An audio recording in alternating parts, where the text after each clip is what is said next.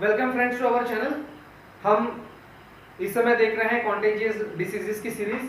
ये है इसका तीसरा पार्ट। तो आज मैं इस वीडियो में फिर से 10 डिसीजेस आप लोगों के लिए लेकर आया हूं।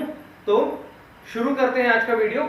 अगर आपने अभी तक हमारे चैनल को सब्सक्राइब नहीं किया है तो सब्सक्राइब कर लीजिए, वीडियो को शेयर कीजिए, लाइक कीजिए और कमेंट भी करके जरूर बताइए कि अगर आपको किसी और टॉपिक पे अगर वीडियो चाहिए तो अगर वो टॉपिक पे वीडियो मैं बना सकता हूं तो आप लोगों के लिए जरूर लेकर आऊंगा। तो आज का शुरू करते हैं संक्रामक रोग, आज की 10 डिसीजेस। तो देखते हैं आज के इसमें सबसे पहला जो डिसीज है वो है मीजल्स। ठीक है, मीजल्स, इसी को गोवर भी कहा जाता है, खसरा या फिर शीतला रोग भी इसे कहा जाता है। ठीक है, इसे ही इसके जो अदर नेम है वो है मोरबिलाई, रूबियोलो, रेड मीजल्स या फिर इंग्लिश मीजल्स भी इसे कहा जाता है। ठीक है, ये किससे फैलने वाला है? ये वायरस से होने वाला डिसीज है, उसे कहते हैं मीजल्स वायरस। ठीक है, इसकी डिस्कवरी मोहम्मद इबान जकारिया अल राजी, इन्होंने इसका डिस्कवरी किया था, इन्होंने इसको ढूंढ के निकाला था। लेकिन जो मीजल्स के बारे में जो पहले से ही बुक्स में लिखा गया था वो काफी ज्यादा पुराना है। 860 से 932 मतलब 860 टू 1932 में एक बुक पब्लिश हुई थी जिसका नाम था the books of small pox and measles. तो सोचिए इसका हिस्ट्री बहुत पुराना है, ये काफी समय से जो है भारत में और पूरे विश्व में जो है ये पहले से काफी पुराने समय से ये फैला हुआ है। ठीक है, तो इसके ऊपर बुक ऑलरेडी 1860 या 932 में इसके ऊपर बुक पब्लिश हो चुकी है।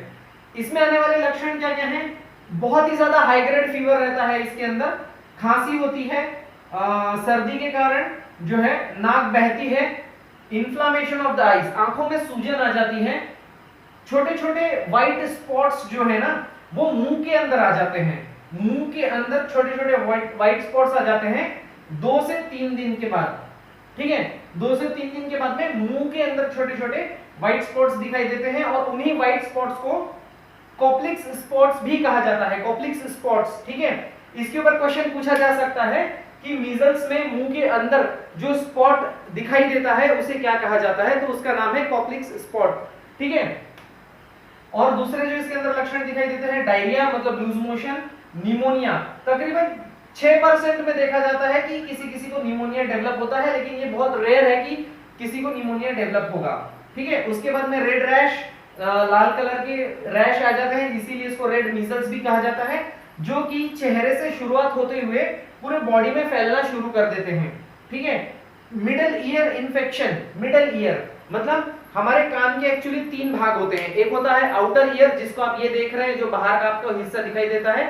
उसके बाद में मिडल ईयर, जहां पे आप कान साफ करने के लिए जब लकड़ी डालते हैं तो जो एक अंदर तक हिस्सा जाता है उसे मिडल ईयर कहा जाता है, और उसके अंदर का इनर ईयर।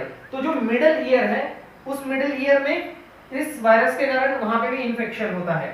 ठीक है, अब ये देखते हैं कि ये वायरस हमारे शरीर में आने के बाद कितने दिनों में अपने लक्षण दिखाना शुरू कर देता है।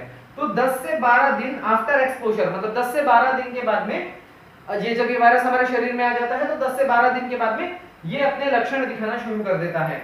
ठीक है, इसमें जांच कौन सी करानी चाहिए? एक, ब्लड टेस्ट करवा सकते हैं सिम्टम्स के हिसाब से। अगर आपको फीवर है ब्लड टेस्ट करवा लीजिए, प्लेटलेट्स तो कम नहीं हो रहे हैं, अदर कोई इंफेक्शन तो नहीं हो रहा है। दूसरा, इसको इसके लिए जो जांच कही गई है वो सबसे सही जांच होती है क्लिनिकल टेस्ट। क्लिनिकल टेस्ट का मतलब होता है कि देख करके बताना कि मीजल्स है या नहीं है। देख कर कैसे बताएंगे? ठीक है, एक, ऑनसेट ऑफ फीवर, जैसे ही बुखार आएगा तो ये बुखार एक लक्षण के रूप में मीजल्स में मतलब गोवर में एक देखा जाता है, तो क्लिनिकल फीचर कि सामने वाले को बुखार आया। दूसरा, ऑब्जर्वेशन ऑफ कॉप्लिक्स स्पॉट, अगर मुंह के अंदर कॉप्लिक्स स्पॉट्स दिखाई देते हैं तो ब्लड टेस्ट कराने की कोई जरूरत नहीं है। अगर छोटे छोटे व्हाइट स्पॉट्स मुंह के अंदर है तो इसका मतलब वो कॉप्लिक्स स्पॉट्स हैं और वो मीजल्स हैं। और उसके बाद में रेड रैशेस, जो कि चेहरे से शुरू होते हुए पूरे शरीर पर फैल जाते हैं। प्रिवेंशन, इसमें बचाव के लिए क्या करना चाहिए? तो बचाव के लिए MMR वैक्सीन, MMR, ठीक है, मीजल्स, मम्स एंड रूबेला, तीनों के लिए एक ही वैक्सीन है। ठीक है, measles, mumps and rubella, MMR vaccine. ठीक है, इसकी जो डिस्कवरी है ये की थी म्यूराइस हेलीमन ने 1968 में, 1968 में म्यूरिस हेलीमन करके थे साइंटिस्ट, इन्होंने ही मीजल्स, मम्स और रूबेला तीनों के लिए इन्होंने ही जो है वैक्सीन डेवलप किया था, वो आगे देखेंगे। तो फिलहाल अगर मीजल्स के लिए देखें तो म्यूरिस हेलीमन 1968 में इन्होंने इस वैक्सीन की डिस्कवरी की थी। उसके बाद सपोर्टिव ट्रीटमेंट इसमें आ जाएगा और सिम्टोमेटिक ट्रीटमेंट भी इसके अंदर आ जाएगा। तो सिम्टोमेटिक ट्रीटमेंट में क्या करेंगे कि ओरल रिहाइड्रेशन, ठीक है, क्योंकि इसमें डायरिया अगर बहुत ज्यादा हो जाता है, लूज मोशन क्रिएट हो जाते हैं, तो आपके शरीर के जो पोषक तत्व हैं वो जो है लूज मोशंस में शरीर से बाहर चले जाते हैं, जिसकी वजह से चक्कर आना, बीपी का लो हो जाना या शरीर के अंदर जितने भी मिनरल्स हैं वो भी लॉस हो जाते हैं। उसके लिए ओरल रिहाइड्रेशन जैसे ओआरएस का पानी वगैरह, अगर बहुत ज्यादा चक्कर आकर के सामने वाला बेहोश हो गया है तो मुंह से कोई पानी पिलाने की जगह उसे सलाइन दे करके रिहाइड्रेट किया जा सकता है। उसके बाद में एंटीबायोटिक्स, मैं फिर बता रहा हूं, वायरस है, एंटीबायोटिक्स वायरस में कारगर दवाई नहीं होती है, लेकिन अगर इसके कारण अगर कोई दूसरा सेकेंडरी इंफेक्शन आ जाएगा तो उसे रोकने के लिए एंटीबायोटिक्स का इस्तेमाल किया जा सकता है। उसके बाद में एंटीवायरल ड्रग्स देना ही होगा।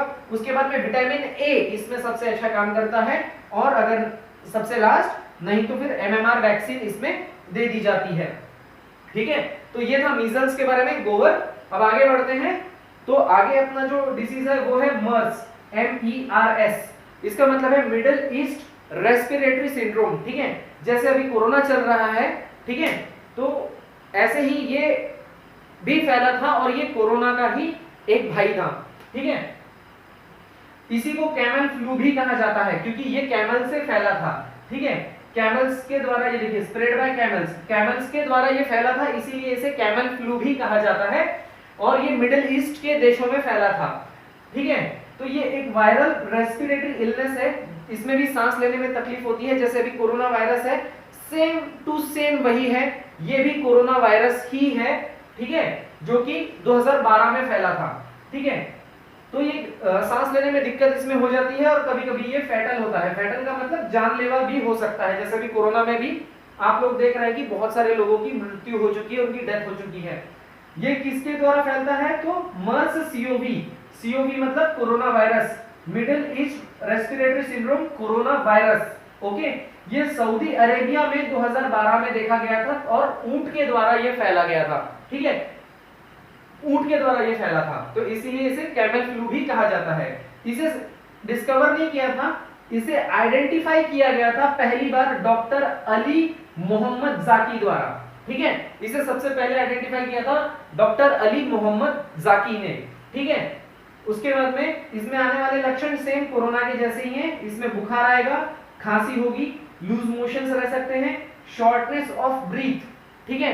एक होता है डिफिकल्टी इन ब्रीदिंग और एक होता है शॉर्टनेस ऑफ ब्रीथ। तो डिफिकल्टी इन ब्रीदिंग और शॉर्टनेस ऑफ ब्रीथ में बहुत ज्यादा फर्क नहीं है, ठीक है। डिफिकल्टी इन ब्रीदिंग का मतलब आप सामान्य भाषा में या आसान तरीके से उसे समझना चाहें तो उसके शब्दों को पकड़ के ही समझ सकते हैं। डिफिकल्टी इन ब्रीदिंग मतलब सांस लेने में दिक्कत होना, डिफिकल्टी का मतलब दिक्कत होना, और शॉर्टनेस ऑफ ब्रीथ का मतलब होता है कि सांसें कम लेना, ठीक है। डिफिकल्टी इन ब्रीदिंग तब होगी जब आपके गले में कुछ अटक गया है या आपकी श्वसन नलिका में या पूरी श्वसन प्रणाली में अगर कोई चीज आपको अवरोध कर रही है, रुकावट पैदा कर रही है, तो उससे डिफिकल्टी होगी उसको लेने में। लेकिन शॉर्टनेस ऑफ ब्रीथ में क्या होता है, वहां भले आपको ऑब्स्ट्रक्शन नहीं होगा लेकिन आप सांसें बहुत ज्यादा धीरे धीरे धीरे धीरे लेंगे, ठीक है, तो शॉर्टनेस ऑफ ब्रीथ। और उसके बाद में इसके जो सिम्टम्स होते हैं उसकी जो रेंज होती है, एक तो वो होती है कि नन, जैसे आप अभी कोरोना में भी देख रहे हैं कि कुछ कुछ लोगों को असिम्प्टोमेटिक कहा जा रहा है, असिम्प्टोमेटिक मतलब जिनमें सिम्टम्स नहीं दिखाई दे रहे हैं, तो ऐसे इसमें भी जो है नन, नन यानी कोई भी सिम्टम्स आपको नहीं दिखाई देगा, पर्सन नॉर्मल होगा लेकिन वो इस कोरोना वायरस, मर्स कोरोना वायरस से इन्फेक्टेड रह सकता है। उसके बाद में माइल्ड तक ये जितने भी लक्षण हैं, बुखार, खांसी, शॉर्टनेस ऑफ ब्रीथ, डायरिया, ये जितने भी लक्षण हैं ये माइल्ड मतलब कुछ हद तक देखे जा सकते हैं, और कभी कभी कंडीशन सीवियर भी हो सकती है जैसा कि कोरोना में भी है। ये कोरोना ही है, सेम कोरोना ही है, इसकी फैमिली, इसका किंगडम सब कुछ कोरोना के जैसा ही है, बस ये है कि ये मिडिल ईस्ट में फैला था 2012 में सऊदी अरेबिया में, इसीलिए इसको मिडिल ईस्ट रेस्पिरेटरी सिंड्रोम कहा जाता है। ये पैंडेमिक नहीं हुआ था, ये सिर्फ एपिडेमिक रह गया था, ये सिर्फ सऊदी अरेबिया में रह करके ही वहीं पे ये खत्म हो गया था। ये बहुत ज्यादा मतलब पूरे इसने विश्व में महामारी नहीं फैलाई थी, ठीक है। हाँ, ये भी एक इंपॉर्टेंट क्वेश्चन है कि ये एपिडेमिक रह चुका है, ओके, ये पैंडेमिक नहीं हुआ था। उसके बाद में इसका ऑनसेट मतलब अगर ये मर्स सीओवी अगर हमारे शरीर में आ जाए तो कितने दिनों में ये लक्षण दिखाना शुरू कर देगा, तो 2 से 14 दिनों के बाद में या 2 से 14 दिनों के इसमें ये लक्षण दिखाना शुरू कर देगा। इसके लिए जांच कौन कौन सी करानी चाहिए? सबसे पहले RT-PCR। RT-PCR का मतलब है रियल टाइम पीसीआर, ठीक है। ये reverse transcription polymerase chain reaction नहीं है जो कोरोना में की जा रही थी, ये RT-PCR है। RT-PCR के भी बहुत सारे प्रकार हैं, उसके ऊपर हम कभी बाद में डिस्कस करेंगे। तो यहाँ पर जो RT-PCR हो रहा है वो RT-PCR हो रहा है, मतलब रियल टाइम RT-PCR, ठीक है।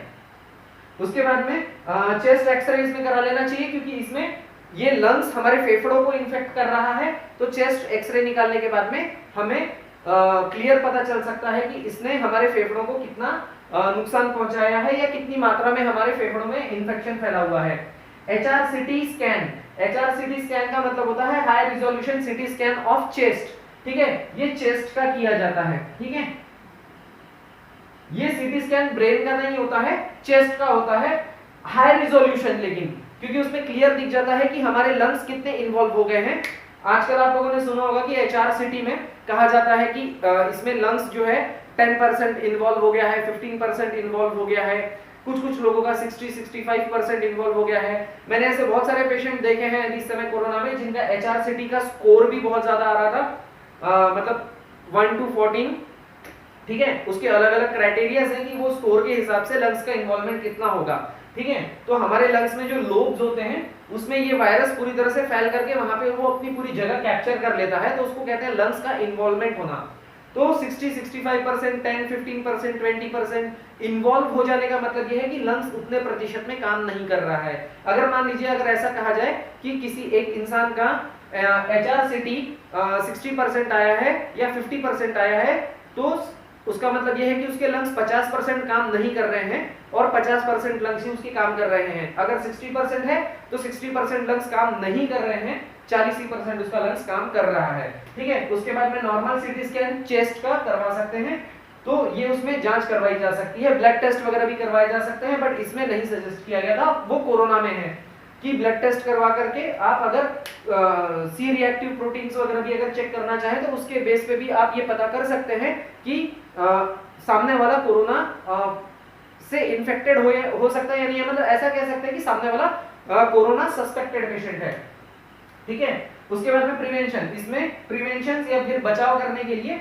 सेम वही चीजें हैं जो आज हम लोग कोरोना में कर रहे हैं। हैंड वॉश करना है, सोशल डिस्टेंसिंग फॉलो करनी है, मास्क पहनना है और सैनिटाइजर्स का यूज करना है या फिर साबुन वगैरह से हाथ अच्छे से धोना है।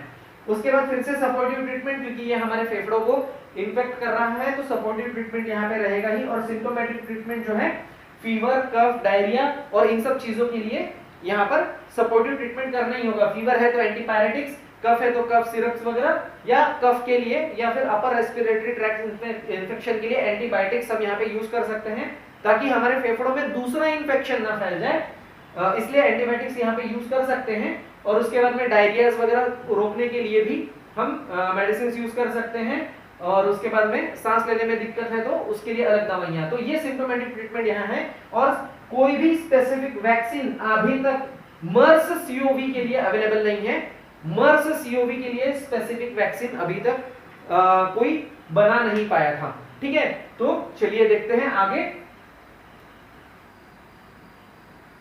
तो नेक्स्ट डिसीज हमारे इसमें जो आ रहा है वो है मम्स, ठीक है। इसे ही हिंदी में या मराठी में ऐसे गालगुंड या फिर कंठमाला रोग भी इसे कहा जाता है, मम्स को, ठीक है।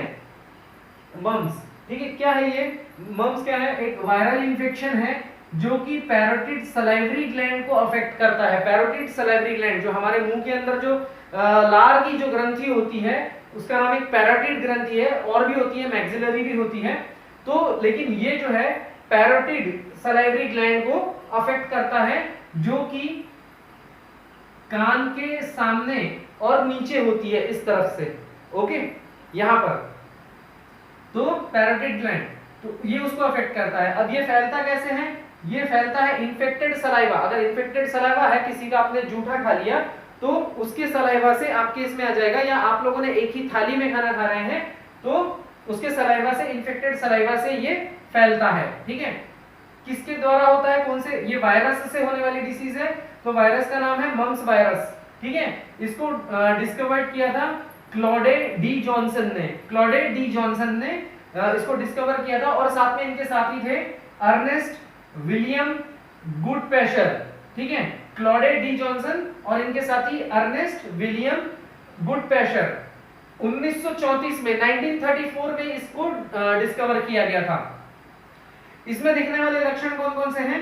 इसमें बुखार आता है, ठीक है, बेचैनी होती है, मेलाइस का मतलब होता है बेचैनी, ठीक है, मसल पेन, आपके मांसपेशियों में दर्द होगा, और painful swelling of parotid gland. ये जो ग्लैंड है, जो पैरोटिड जो ग्रंथि है, उसमें पेनफुल स्वेलिंग मतलब सूजन आएगी, और साथ में उसमें दर्द भी बहुत ज्यादा रहेगा, और उसी को कहते हैं पैरोटाइटिस। देखिए यहाँ पे फिर से TIS आया, मैंने आपको कल के वीडियो में समझाया था, जहां पे भी TIS लगा होगा उसका मतलब है सूजन, तो पैरोटाइटिस, ठीक है। पैरोटाइटिस जो है इसको कहा जाता है क्योंकि पेनफुल स्वेलिंग होती है। जब ये वायरस हमारे शरीर में आ जाता है तो कितने दिनों में ये अपने लक्षण दिखाना शुरू करता है? 16 से 18 दिनों के इसमें, ठीक है। इसके लिए जांच कौन कौन सी करानी चाहिए? Antibody test, viral culture, RT-PCR इसमें कराया जाता है। उसके बाद में इसके बचाव के लिए, मम्स के लिए मीजल्स के जैसे ही MMR वैक्सीन, ठीक है, MMR vaccine, measles mumps and rubella, इसको डिस्कवर किसने किया था?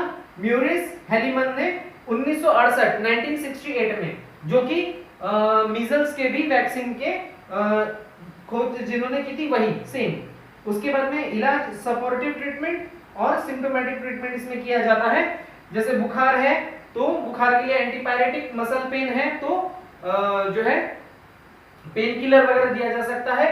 पेनफुल स्वेलिंग, पेन के लिए तो आपने पेन किलर दे दिया, अब स्वेलिंग हटाना है तो आपको non steroidal anti inflammatory drugs का इस्तेमाल वहां पे करना चाहिए। Non steroidal anti inflammatory drug, ठीक है। स्वेलिंग एस्पिरिन से भी उतर सकती है, लेकिन यहां पर इस सिचुएशन में फिर से एस्पिरिन जो है वो नहीं देना है। क्यों? क्योंकि उससे रेस सिंड्रोम हो जाता है। रेस सिंड्रोम मैंने आपको पिछले वीडियो में भी बताया था। रेस सिंड्रोम का मतलब होता है कि एक जानलेवा लीवर की बीमारी, ठीक है, रेयर होती है लेकिन फैटल डिसीज ऑफ लीवर, ठीक है, जानलेवा बीमारी लीवर की, उससे रेस सिंड्रोम होता है। तो एस्पिरिन जो है इसमें बिल्कुल भी नहीं देना है, ठीक है। तो ये था मम्स के बारे में। अब देखते हैं हमारा दूसरा अभी का डिसीज, ये है नोरोवायरस, ठीक है। नोरोवायरस ये एक इंफेक्शन है जिससे बहुत ज्यादा उल्टी और डायरिया होना शुरू हो जाता है। बहुत ज्यादा उल्टी होती है, बहुत ज्यादा डायरिया होता है। डायरिया मतलब लूज मोशंस क्रिएट होते हैं। इसका जो सबसे पहला आउटब्रेक है वो 1936 में रॉस्किल्ड डेनमार्क में देखा गया था, ठीक है, 1936 में रॉस्किल्ड डेनमार्क में। और इसके बाद में इसका जो दूसरा आउटब्रेक था वो 1968 में जो है नॉर्वॉक, ओहियो, यूनाइटेड स्टेट में देखा गया था। नॉर्वॉक, ओहियो, यूनाइटेड स्टेट्स में। इसका जो ओरिजिनली नाम नोरोवायरस का रखा गया था, ओरिजिनली नाम वो था नॉर्वॉक एजेंट, ओके। उसके बाद में इसके जो और नाम है उसके ऊपर आप लोगों को सवाल पूछा जा सकता है कि नोरोवायरस के दूसरे नाम कौन कौन से हैं। तो इसका दूसरा नाम है winter vomiting disease, winter vomiting disease या विंटर वोमिटिंग बग, ठीक है। उसके बाद में स्नो माउंटेन वायरस भी इसे कहा जाता है, स्नो माउंटेन वायरस। या फिर जैसे रॉस्किल्ड में ये फैला था तो रॉस्किल्ड इलनेस, या फिर स्पेंसर फ्लू, या फिर स्टमक फ्लू भी इसे कहा जाता है, ठीक है। ये किसके द्वारा होता है? ये नोरोवायरस के द्वारा होता है। और इसे सबसे पहले डिस्क्राइब किया था ज़ेहर्स्की ने 1926 में, ठीक है। ज़ेहर्स्की ने इसे 1926 में सबसे पहले डिस्क्राइब किया था। उसके बाद में इसमें आने वाले लक्षण कौन कौन से हैं? ये वोमिटिंग और डायरिया क्रिएट करता है, या उसके कारण वोमिटिंग और डायरिया होता है तो नौशिया यानी उल्टी जैसा लगना, उसके बाद में उल्टी होना, वाटरी डायरिया मतलब बहुत ज्यादा पानी की तरह लूज मोशन होता है, एब्डोमिनल पेन, सिंपल सी बात है, इतना ज्यादा उल्टी और डायरिया होगा तो पेट में दर्द होगा और उसके बाद में वीकनेस भी आएगी, और वीकनेस आने के कारण जब हमारे बॉडी का इतना ज्यादा फ्लूइड लॉस हो जाएगा, इतना ज्यादा हमारे शरीर का अंदरूनी पानी कम हो जाएगा, तो हमारे मांसपेशियों में भी दर्द होना शुरू हो जाता है। जब ये वायरस हमारे शरीर में आ जाता है तो कितने समय में ये उसके लक्षण दिखाना शुरू कर देता है? 12 से 48 घंटे, यहां दिन नहीं है, 12 से 48 घंटों में ये दिखाना शुरू कर देता है। ठीक है, ध्यान रखना है, मतलब आधे दिन से 2 दिन के अंदर। ठीक है, उसके बाद में इसमें टेस्ट कौन से कराने चाहिए? Antibodies test against norovirus, norovirus के अगेंस्ट एंटीबॉडीज। डायरिया वगैरह हो रहा है तो मल का जांच कराना चाहिए, स्टूल टेस्ट जिसे कहते हैं। उसके बाद में पॉलीमरेज चेन रिएक्शन, यहां पे फिर से आ जाएगा पॉलीमरेज चेन रिएक्शन में एक स्पेसिफिक qPCR, जैसे मैंने आपको पिछले इसमें बताया था RRT-PCR था, real time polymerase chain reaction है, यहाँ पे qPCR है, मतलब क्वांटिटेटिव पीसीआर यहाँ पे कराना है। मैंने जैसे आप लोगों को बोला था पीसीआर के भी बहुत ज्यादा टाइप्स है, तो यहाँ पे qPCR करवाना है, क्वांटिटेटिव पीसीआर। प्रिवेंशन, बचाव कैसे करेंगे? अगेन हाथ वगैरह धोना है, hand wash, disinfection of contaminated surfaces, जितने भी जगह पर, मतलब अगर मान लीजिए अगर जमीन पे ही यहाँ उल्टी हो गई है तो जमीन को अच्छे से डिसइंफेक्ट करना है। डिसइंफेक्ट मतलब सैनिटाइजर वगैरह लगा करके या फिर सैनिटाइज करके या फिर साबुन से अच्छे से उस जगह को साफ सुथरा रख देना, ताकि ये वायरस वहां पे पड़ा ना रहे और दूसरों को ये इन्फेक्ट ना कर सके। उसके बाद में इतने ज्यादा लूज मोशन होने के कारण हो सकता है कि कोई चक्कर आके गिर पड़े, तो सपोर्टिव ट्रीटमेंट तो लगेगा ही, साथ में सिम्टोमेटिक ट्रीटमेंट इसके अंदर रहेगा। तो रिहाइड्रेशन, एक होता है ओरल रिहाइड्रेशन, जैसा कि मैंने बताया था ओआरएस का पानी या फिर चीनी और नमक का घोल, जिससे हमारे बॉडी के जितने भी मिनरल्स थे या फिर जिसे इलेक्ट्रोलाइट्स कहा जाता है, जो कि चैनल्स होते हैं हमारे शरीर में लेन देन के लिए, तो उनका जो है उनकी पूर्ति जो कम हो चुकी है उसको पूर्ति करने के लिए, मतलब उनकी जो कमी हो गई उसको पूरा करने के लिए रिहाइड्रेशन ओरल द्वारा ओआरएस, या फिर अगर बेहोशी की कंडीशन में है, मुंह से नहीं ले सकते हैं पानी वगैरह, तो कम से कम सलाइन वगैरह लगा करके उनको रिहाइड्रेट करना चाहिए। उसके बाद सेकेंडरी इन्फेक्शन को रोकने के लिए एंटीबायोटिक्स, एंटीएमेटिक, एंटीएमेटिक का मतलब होता है उल्टी रोकने के लिए, एंटी डायरियल मेडिसिन मतलब डायरिया को रोकने के लिए, और इसके लिए कोई भी वैक्सीन नहीं बनी है अभी तक। ठीक है, तो चलिए देखते हैं अगली डिसीज जो कि है प्लेग। इसी को बैबोनिक प्लेग भी कहा जाता है, बैबोनिक प्लेग। ये बहुत रेयर था, लेकिन ये एक सीरियस बैक्टीरियल इन्फेक्शन था, बैक्टीरिया के द्वारा ये होने वाला इन्फेक्शन था, जो कि फ्लीज द्वारा ट्रांसमिट किया जाता था। फ्लीज द्वारा, फ्लीज का मतलब होता है, आप लोगों ने एक शब्द सुना होगा जिसे पिस्सू कहा जाता है। ये चूहे या फिर जो रोडेंट्स होते हैं ना, ये उनके ऊपर पलते हैं, पिस्सू।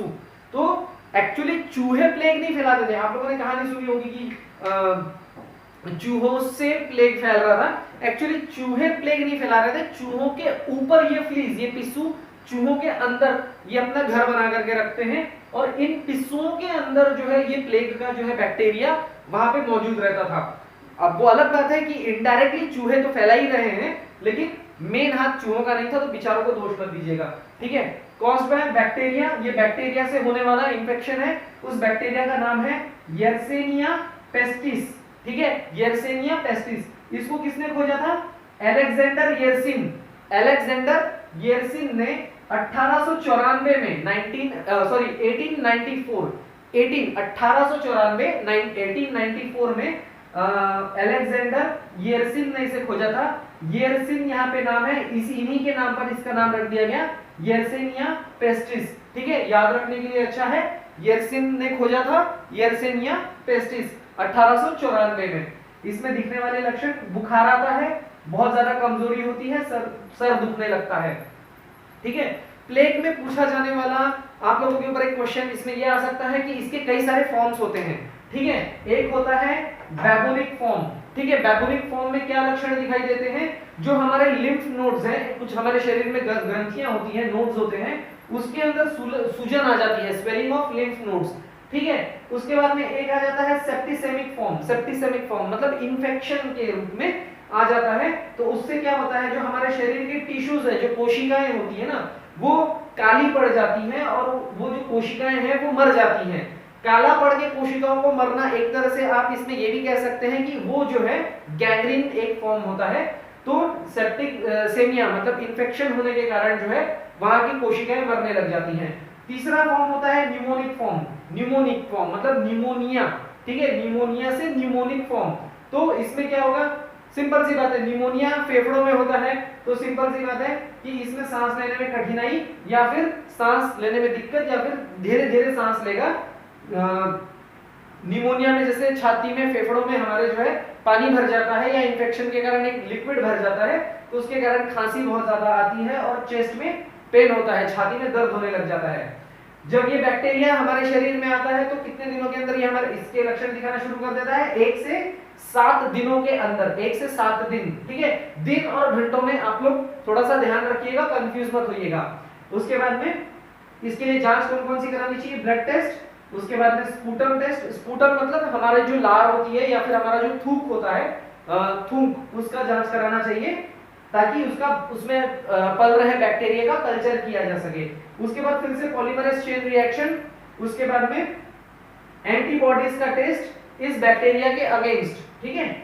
उसके बाद में इसके लिए प्रिवेंशन मतलब बचाव कैसे करेंगे, तो प्लेग की वैक्सीन बन चुकी है। प्लेग की वैक्सीन किसने खोजी थी, सेम जिन्होंने इस बैक्टीरिया को खोजा उन्होंने ही इसकी वैक्सीन भी खोज के निकाली, अलेक्जेंडर येरसिन ने। ये सबसे सिंपल है, अलेक्जेंडर येरसिन ने बैक्टीरिया भी इन्होंने ही खोजा, इलाज भी इन्होंने खोज दिया। 1894 में इन्होंने बैक्टीरिया खोजा, एक साल के बाद में 1895 में इन्होंने इसकी वैक्सीन भी खोज के निकाल दी। उसके बाद में सपोर्टिव ट्रीटमेंट और सिम्प्टोमेटिक ट्रीटमेंट रहता है। तो सिम्प्टोमेटिक ट्रीटमेंट में जैसे इसमें बुखार आ रहा है, कमजोरी है, सर में दर्द है, तो एंटीपायरेटिक एनाल्जेसिक जैसे ड्रग्स का इस्तेमाल करेंगे। और बैक्टीरिया है तो सिंपल सी बात है, बैक्टीरिया में एंटीबायोटिक्स बहुत ज्यादा अच्छे से काम करते हैं, तो यहाँ पर न्यू जनरेशन ऑफ एंटीबायोटिक्स का इस्तेमाल ये प्लेग में करना चाहिए, ठीक है। तो चलिए देखते हैं, चलिए अब देखते हैं अगला डिसीज हमारा पर्टुसिस, ठीक है। पर्टुसिस को ही वूपिंग कफ भी कहा जाता है और हिंदी में इसे काली खांसी या फिर मराठी में इसे डांग्या खोखला भी कहा जाता है, ठीक है। काली खांसी या फिर वूपिंग कफ, ठीक है, वूपिंग कफ, पर्टुसिस, ठीक है। ये एक रेस्पिरेटरी ट्रैक इन्फेक्शन है, मतलब हमारा जो श्वसन प्रणाली है ना, जो सांस लेने की जो पूरी प्रणाली है, श्वसन प्रणाली, रेस्पिरेशन ट्रैक, ये उसका एक इन्फेक्शन है, ठीक है। वैसे तो ये किसी को भी हो सकता है, लेकिन पर्टिकुलरली ये सबसे ज्यादा खतरनाक है इन्फेंट्स के लिए, मतलब जो छोटे बच्चे हैं और जो चिल्ड्रंस हैं, ठीक है। और इसको ही 100 डेज कफ के नाम से भी जाना जाता है, 100 डेज कफ, क्योंकि अगर एक बार ये शुरू हो जाता है ना तो ये जल्दी रुकता नहीं है, काफी दिनों तक, लंबे समय तक ये खांसी चलती रहती है, ठीक है। 100 डेज कफ। उसके बाद में ये एक बैक्टीरिया से होने वाला डिसीज है जिसका नाम है बॉर्डेटला पर्टुसिस, ठीक है, बॉर्डेटला पर्टुसिस। इसकी खोज किसने की थी, जूलियस बॉर्डेट, ठीक है। बॉर्डेट से ही इसका नाम पड़ा है बॉर्डेटला पर्टुसिस, ठीक है। और इनके साथ में इनके एक साथी थे ऑक्टेव गेनगो करके, ठीक है।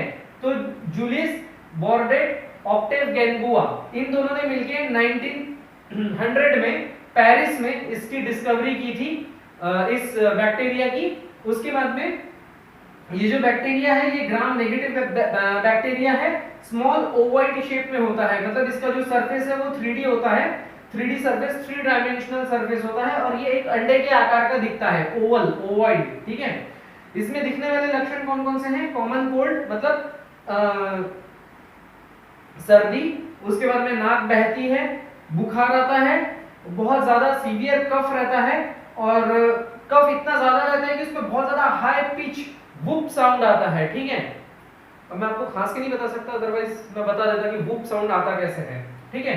तो बहुत ज्यादा हाई पिच का साउंड रहता है, बहुत तेज वो खांसी होती है, ठीक है। उसके बाद में इतना जोर की वो खांसी होती है कि जो इंसान होता है वो इतना जोर का खांसता है, या तो उसे खून की उल्टी भी हो जाती है या वो उल्टी कर देता है, और वो इतना ज्यादा वहां पे प्रेशर होता है कि हो सकता है कि उसकी जो यहाँ पे पसलियां जो होती हैं ये पसलियां तक टूट सकती हैं, वो इतना जोर का खांसी होती है, मतलब इतना ज्यादा वहां पे हाई पिच रहता है, प्रेशर रहता है, ठीक है। उसके तो सोचिए इसीलिए ये डेंजर क्यों है बच्चों में, क्योंकि बच्चों की जो पसलियां हैं वो कमजोर होती हैं, वो पूरी तरह से जुड़ी हुई नहीं रहती हैं, इसीलिए जो है पसलियों के टूटने का डर रहता है, जिससे बच्चों की मौत भी हो सकती है।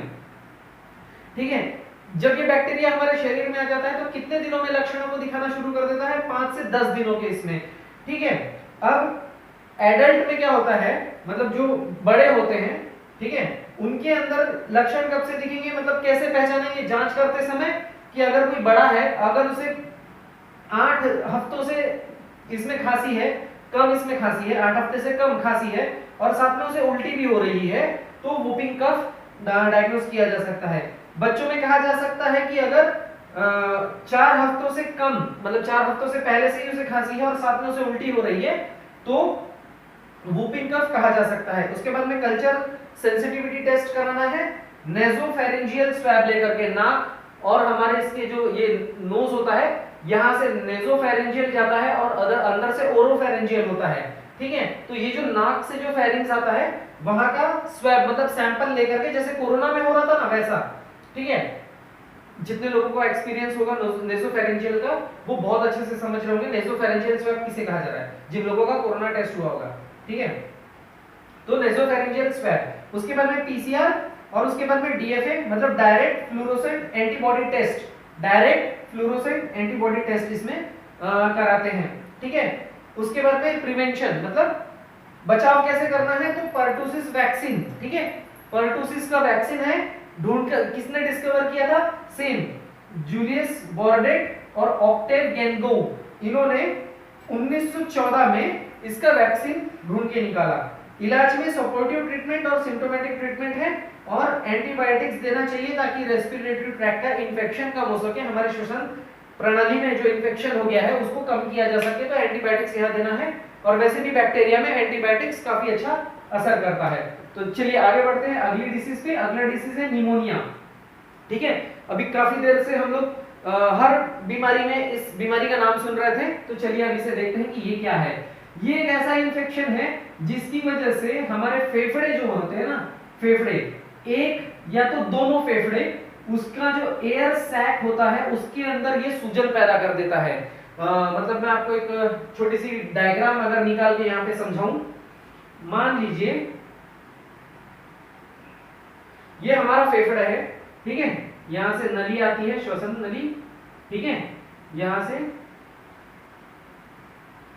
मान लीजिए ये हमारे फेफड़े हैं, तो फेफड़े में क्या होता है कि ये जब छोटे छोटे अंदर जाकर के जब ये बहुत सारे ब्रांचेस बनाते हैं, तो अंत में यहाँ पर एक एयर सैक होता है। ठीक है, जहां पे ऑक्सीजन का एक्सचेंज होता है, वहां पे ऑक्सीजन और कार्बन डाइऑक्साइड वहां पे आपस में बदलते हैं। कार्बन डाइऑक्साइड शरीर से बाहर जाता है और फेफड़ों में आया हुआ ऑक्सीजन ब्लड में चला जाता है, तो वो जो एयर सैक है उसके अंदर सूजन हो जाती है। अगर ये एयर सैक ही अगर मान लीजिए इतना नॉर्मल साइज होना चाहिए, अगर ये एयर सैक इतना बड़ा हो जाए तो दिक्कत पैदा हो जाएगी। तो जिसके कारण क्या होता है, अगर एयर सैक यहाँ पे अगर बड़ा हो गया तो उसके अंदर पानी भर जाता है। ठीक है, जगह बड़ी हो जाने के कारण उसके अंदर कोई पानी भर जाता है, फ्लूइड भर जाता है, या फिर उसके अंदर पस भरना शुरू हो जाता है। ये एक जानलेवा बीमारी है जो किसी को भी हो सकती है, लेकिन सबसे ज्यादा इसका खतरा जो रहता है वो बच्चों को रहता है। इन्फेंट्स मतलब नवजात शिशु और बच्चों को, और उन लोगों को जिनकी उम्र 65 साल से ऊपर है।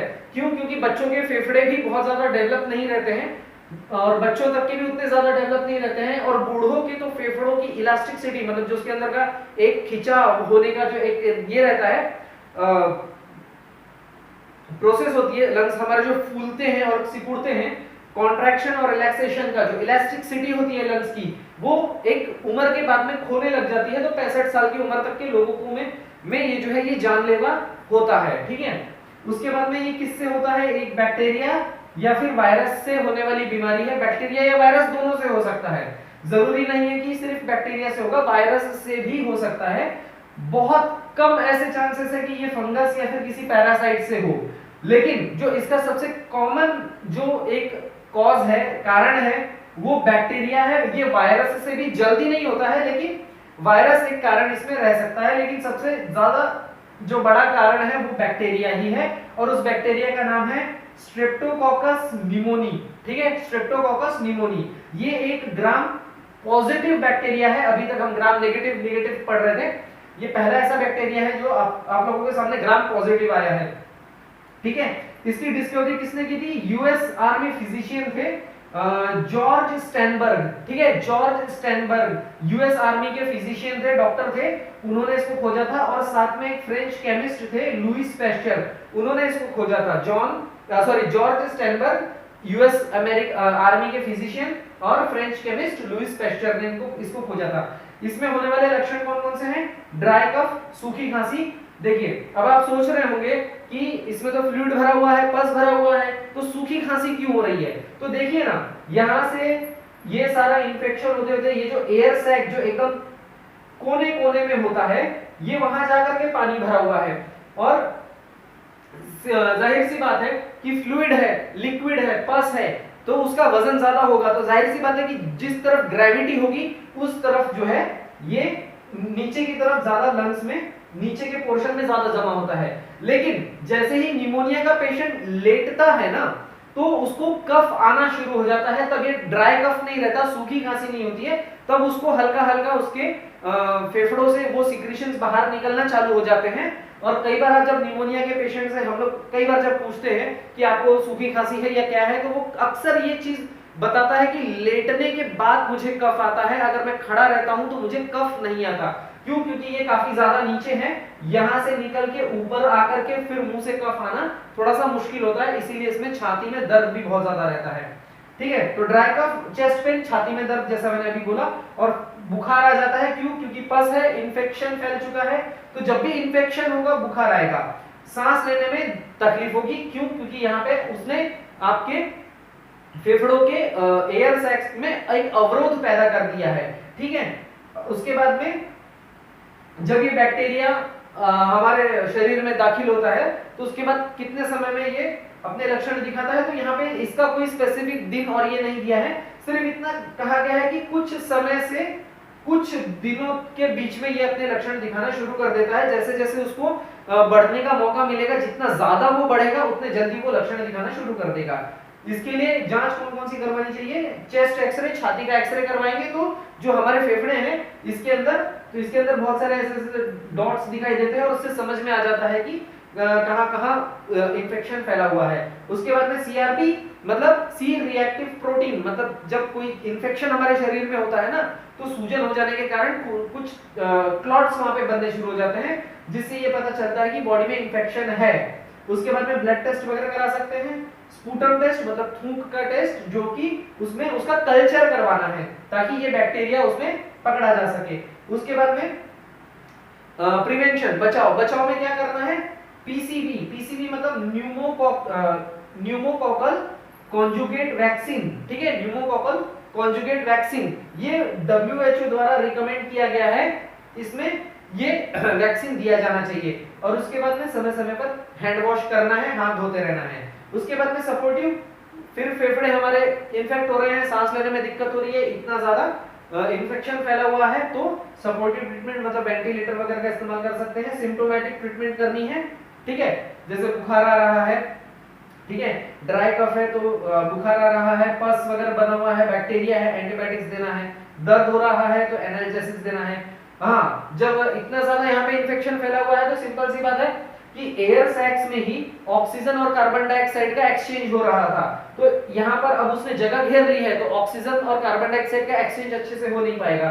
तो सिंपल सी बात है कि ऑक्सीजन जो है शरीर का कम होगा, तो ऑक्सीजन थेरेपी देनी चाहिए, ऑक्सीजन मास्क लगाना चाहिए, कफ के लिए दवाइयां देनी चाहिए, कफ सिरप्स वगैरह, और कफ के लिए एंटीबायोटिक्स वगैरह भी इस्तेमाल किए जा सकते हैं। तो ये था निमोनिया के बारे में। तो अब देखते हैं इसमें अभी आप दूसरी डिसीज, पोलियोमाइलाइटिस, पोलियो। ठीक है, सिंपल सा, ये एक वायरस से होने वाली बीमारी है जिससे पैरालिसिस हो जाता है। ठीक है, और ये फैलता कैसे है? कंटामिनेटेड वाटर और फूड से, मतलब दूषित खाना और दूषित पानी से ये फैलता है। ठीक है, या फिर किसी ऐसे पर्सन के कांटेक्ट में आ जाना जिसको पहले से ही पोलियो वायरस ने ग्रसित कर रखा हो। ठीक है, ये पोलियोमाइलाइटिस, इसका असल नाम यही है, पोलियोमाइलाइटिस इसे कहा जाता है। ठीक है, इन शॉर्ट इसे सिर्फ हम कह देते हैं पोलियो। ठीक है, शॉर्टकट में कह देते हैं पोलियो। किससे होता है? ये एक वायरस से होने वाला है, पोलियो वायरस उसे कहा जाता है। किसने इसकी डिस्कवरी की थी, किसने इसे ढूंढ के निकाला था? कार्ल लैंडस्टीनर और इरविन पॉपर। ठीक है, कार्ल लैंडस्टर और इरविन कॉपर ने इसकी खोज की थी, पोलियो वायरस की। ठीक है, ये जो है हमारे सेंट्रल नर्वस सिस्टम को अफेक्ट करता है, सीएनएस। सीएनएस मतलब सेंट्रल नर्वस सिस्टम, जो हमारा ब्रेन है ना, वहां से जो मेन सेंट्रल जो सिस्टम है हमारा, क्योंकि जो नर्वस सिस्टम है वो 3 प्रकार का होता है, तो उसमें से ये सेंट्रल नर्वस सिस्टम को इफेक्ट करता है। दूसरा जो होता है वो पेरिफेरल नर्वस सिस्टम भी होता है, और एक ऑटोनोमस नर्वस सिस्टम होती है। ठीक है, तो ये सेंट्रल नर्वस सिस्टम को जो है अफेक्ट करता है। और इसमें क्या होता है, मसल्स जो होती हैं हमारी, जो मांसपेशियां हैं वो कमजोर पड़ जाती हैं, जिसकी वजह से फ्लैसिड पैरालिसिस होता है। फ्लैसिड पैरालिसिस याद कीजिए, मैंने आपको जो सबसे पहला जो हमारा वीडियो है इन्फेक्शियस डिसीज का, संक्रामक रोग का, जो सबसे पहला डिसीज मैंने आपको पढ़ाया था वो एक्यूट फ्लैसिड माइलेटिस था, जो कि मैंने आपको बोला था पोलियो लाइक सिंड्रोम है। तो ये फ्लैसिड पैरालिसिस है। ठीक है, लेकिन वो पैरालिसिस वो पोलियो डिसीज नहीं थी, एक्यूट फ्लैसिड माइलेटिस पोलियो डिसीज नहीं है। ठीक है, लेकिन जो है वो एक तरह का फ्लैसिड पैरालिसिस होता है। ठीक है, जिससे पैरालिसिस हो जाता है पैरों में या हाथों में, जिससे चलने फिरने में दिक्कत होती है। तो ये अगर वायरस हमारे शरीर में आ जाए तो कितने दिनों में अपने लक्षण दिखाता है, तो ऐसा कहा गया है कि कुछ घंटों से लेकर के कुछ दिनों में ये दिखाएगा। स्पेसिफिक या कुछ एकदम फिक्स नहीं बताया है कि कब तक में दिखाएगा, कुछ घंटों से कुछ दिनों के इसमें दिखा सकता है। टेस्ट क्या करवाना है, स्टूल टेस्ट, मल जो है उसकी जांच करवानी है इस वायरस को ढूंढने के लिए। फेरिंग्स जो होता है हमारा गले का फेरिंग्स, इसका जो है वहां पे सैंपल लिया जाता है, वो टेस्ट किया जाता है। एंटीबॉडीज टेस्ट कर सकते हैं स्पेसिफिक फॉर वायरस के लिए, और उसके बाद में ब्लड टेस्ट वगैरह कराया जा सकता है लक्षणों को देखते हुए, क्योंकि कभी-कभी इसमें बुखार भी आता है। उसके बाद में सेरेब्रोस्पाइनल फ्लूइड टेस्ट, क्योंकि ये सेंट्रल नर्वस सिस्टम को इफेक्ट कर रहा है, तो जो सेरेब्रोस्पाइनल फ्लूइड है उसको भी इसकी जांच कराई जा सकती है। और बाद में पॉलीमरेज चेन रिएक्शन जो है वो इसमें जांच कराने के लिए इसमें कहा गया है, ताकि ये वायरस डिटेक्ट हो सके। उसके बाद में प्रिवेंशन मतलब बचाव के लिए क्या करना है, पोलियो वैक्सीन। ठीक है, पोलियो वैक्सीन है और इसको डिस्कवर्ड किया था जॉनस एडवर्ड साक ने। ठीक है, जॉनस एडवर्ड साक ने। ठीक है, उसके बाद में इसका इलाज के लिए क्या क्या है, सपोर्टिव ट्रीटमेंट। आप लोगों ने देखा होगा सपोर्टिव ट्रीटमेंट का मतलब ये है कि जब फ्लैसिड पैरालिसिस या फिर पैरालिसिस होता है, किसी बच्चे को पोलियो हो जाता है, तो आप देखते होंगे कि एक पैर के बगल से एक लोहे का रॉड टाइप और जूता वगैरह होता है, ताकि वो उसको पहन के आसानी से चल सके। तो वो होता है सपोर्टिव ट्रीटमेंट। और सिम्प्टोमेटिक ट्रीटमेंट्स में अगर जैसे जैसे लक्षण दिखाई देंगे उस हिसाब से जो है उसका इलाज करते जाना है। और पोलियो वैक्सीन भी इलाज में शामिल है, जो कि आज हम करते हैं। और उसके बाद में फिजिकल थेरेपी मतलब आप लोगों में से अगर किसी का एक्सीडेंट हुआ होगा तो प्लास्टर लगने के बाद में जब आपका प्लास्टर खुलता है तो आप देखिए आपको डॉक्टर बोलता है कि हाथ को इस तरह से मोड़िए या पैर को ऊपर उठाइए, नीचे रखिए, थोड़ा सा वॉक कीजिए पकड़ के। तो ये जो मूवमेंट है या फिर ये जो एक्सरसाइज हम करते हैं इसको कहते हैं फिजिकल थेरेपी। ठीक है, तो ये इसमें दी जाती है। मैं आप लोगों को एक छोटा सा होमवर्क दे रहा हूँ पोलियोमाइलाइटिस को लेकर के। इसकी जो वैक्सीन है पोलियो वैक्सीन, ये किसने डिस्कवर किया ये तो मैंने आपको बता दिया। कब किया था ये स्पेसिफिक नहीं बताया गया है, लेकिन जिसने किया था वो मैंने आपको बता दिया। लेकिन एक शब्द चलता है, ठीक है, जब ये वैक्सीनेशन होता है ना तो पूरे ऑल ओवर इंडिया में एक शब्द चलता है,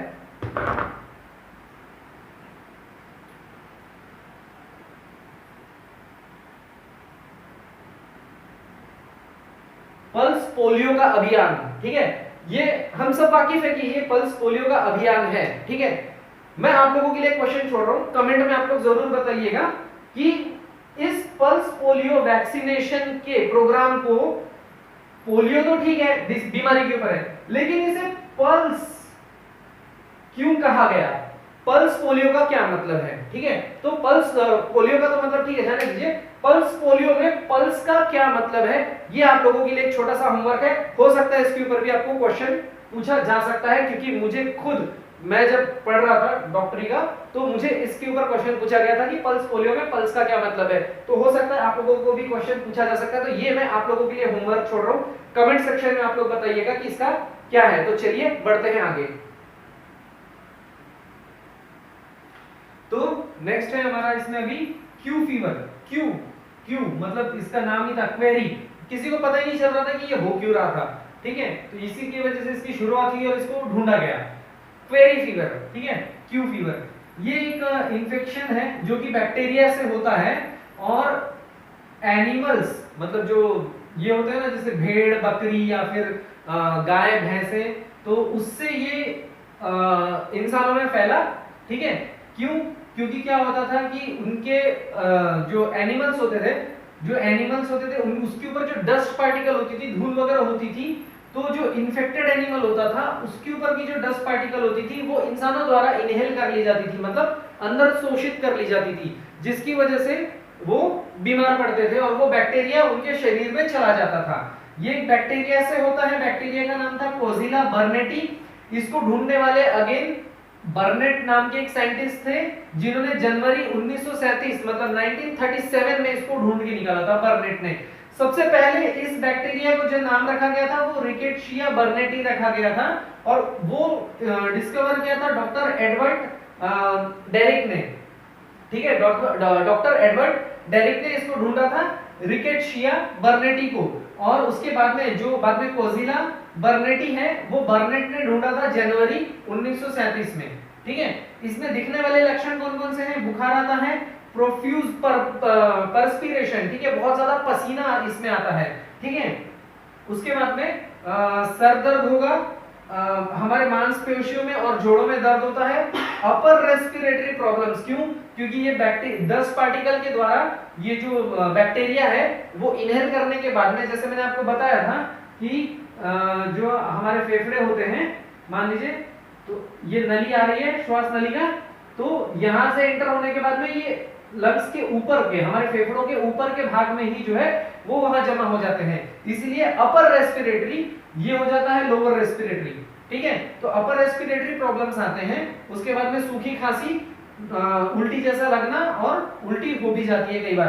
तो ये बैक्टीरिया हमारे शरीर में आने के बाद में कितने दिनों के बाद में अपने लक्षण दिखाना शुरू करता है? तो 9 से 40 दिन, 9 से 40 दिनों के इसमें टेस्ट करवाने के लिए जांच क्या करवानी चाहिए? Blood test for antibodies. ठीक है, एंटीबॉडीज के लिए ब्लड टेस्ट कराना चाहिए। उसके बाद में कल्चर टेस्ट क्योंकि बैक्टीरिया है, और उसके बाद में लीवर फंक्शन टेस्ट भी करवा लेना चाहिए, क्योंकि कभी-कभी क्या होता है कि इन्फेक्शन बहुत ज्यादा फैल करके लीवर में पहुंच जाता है। उसके बाद में इसके बचाव के लिए वैक्सीन है, वैक्सीन फॉर क्यू फीवर, क्यूवैक्स के नाम से। ठीक है, अभी जैसे कोविड में कोविशील्ड और ये अपना दूसरा नाम क्या है? कोवीवैक्स,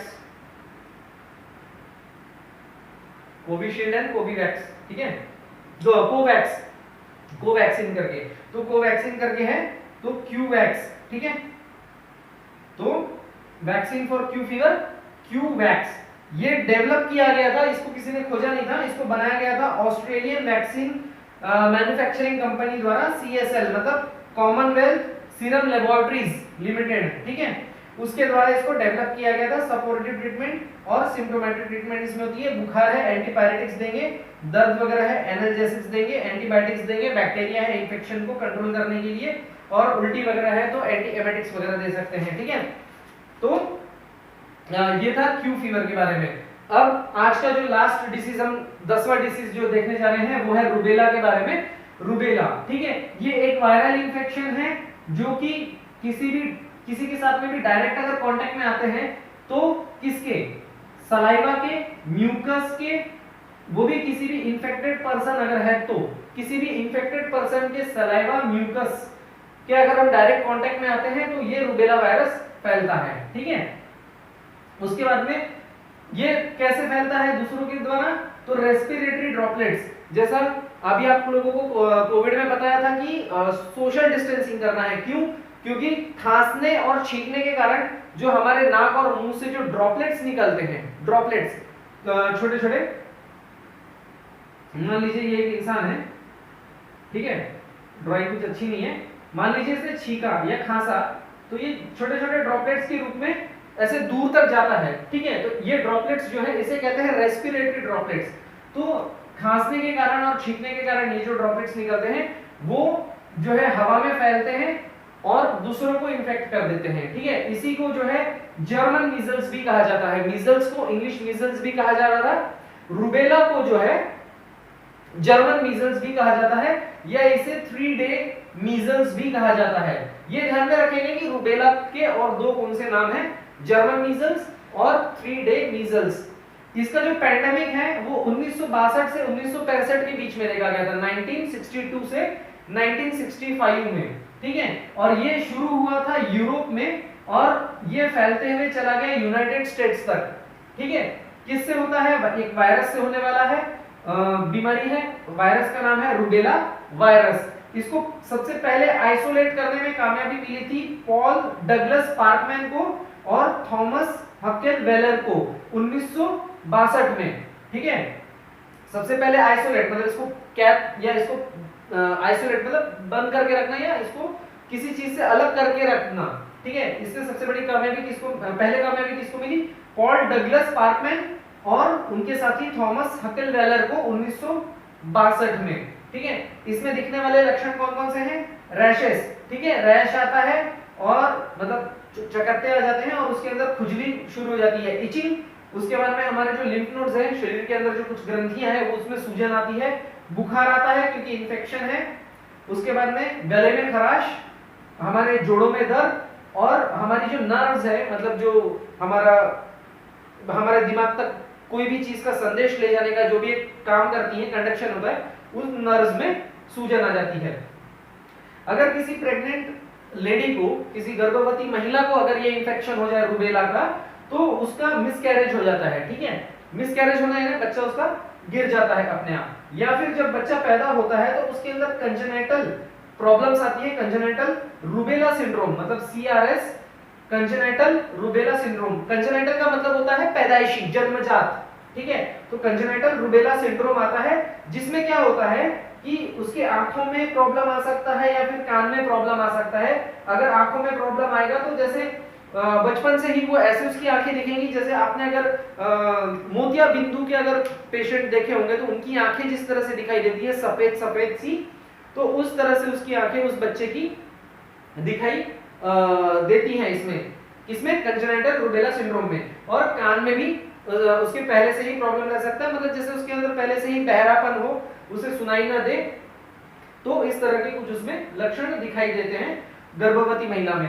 तो गर्भवती महिला में अक्सर एक टेस्ट भी करवाया जाता है और उस टेस्ट का नाम है TORCH, टॉर्च, ठीक है। इसका एक फुल फॉर्म है, तो उसमें जो ये R है ना टॉर्च में, ये R का मतलब होता ही है कि रूबेला का टेस्ट करवा लो ताकि उसको उसके मिसकैरेज से बचाया जा सके, या अगर किसी महिला का बच्चा बार बार अपने आप गिरता है, उसका मिसकैरेज होता है, तो ये टेस्ट सजेस्ट किया जाता है, टॉर्च टेस्ट। तो ये भी एक इंपॉर्टेंट है रूबेला के हिसाब से कि टॉर्च टेस्ट क्या होता है, टॉर्च टेस्ट में R क्या होता है, या फिर टॉर्च टेस्ट किससे करवाना चाहिए। अगर ऐसा कोई क्वेश्चन आ जाए तो गर्भवती महिला को करवाना चाहिए, ठीक है। अगर उसके बाद में अब अगर ये वायरस हमारे शरीर में आ जाता है तो कितने समय में अपने लक्षण दिखाना शुरू कर देता है, 2 हफ्तों के इसमें ये अपने लक्षण दिखाना शुरू कर देता है। इसके लिए जांच कौन कौन सी कही गई है, ब्लड टेस्ट कहा गया है, ठीक है, थ्रोट का स्वैब, गले का, ठीक है, क्योंकि रेस्पिरेटरी ट्रैक्ट का है इन्फेक्शन, यूरिन टेस्ट करवा लेना चाहिए। उसके बाद में एंटीबॉडी टेस्ट फॉर IgM करवाना चाहिए। बचाव, प्रिवेंशन, बचाव में क्या करना है, MMR वैक्सीन, अगेन फिर से मीजल्स मम्प्स रूबेला, एक ही है व्यक्ति जिन्होंने इसको सर्च किया था तीनों के लिए, वो है म्यूरिस हेलिमन, 1968 में इन्होंने किया था। तो मीजल्स मम्प्स रूबेला के लिए तो आप वैक्सीन के लिए सोचना छोड़ दीजिए, नाम रट लीजिए, याद कर लीजिए, यही है तीनों के लिए। उसके बाद में इलाज, सपोर्टिव ट्रीटमेंट और सिम्प्टोमेटिक ट्रीटमेंट इसमें किया जाता है। जैसे इसमें रैश आ रहा है, बुखार आ रहा है, गले में खराश है, दर्द है तो एंटीपायरेटिक, उसके बाद में इन्फ्लेमेशन आ रहा है तो एंटी इन्फ्लेमेटरी ड्रग्स देने चाहिए। उसके बाद में एंटीपायरेटिक, दर्द है तो एनाल्जेसिक्स, जो भी लक्षण है उस हिसाब से सिम्प्टोमेटिक। और उसके बाद में अगर फिर भी अगर उसमें ठीक ठाक ये हो पा रहा है दवाइयों से, तो MMR वैक्सीन उसे दे देना चाहिए। तो ये था आज का हमारा गाइस, आज के 10 डिसीजेस। सो इसका वीडियो मैं जल्दी ही अपलोड कर दूंगा। और आप लोगों से फिर से रिक्वेस्ट है कि अगर आप लोगों ने अभी तक चैनल को सब्सक्राइब नहीं किया है तो चैनल को सब्सक्राइब कर लें और बेल आइकन दबा ले, क्योंकि अभी इसके और ये तो इसका अभी फिलहाल तीसरा पार्ट है, अभी इसका चौथा और पांचवा पार्ट भी आएगा, ठीक है। तो ये 5 पार्ट में पूरा कंप्लीट हो जाएंगे ये सारे डिसीजेस। तो मिलते हैं अगले वीडियो में, तब तक के लिए जय हिंद।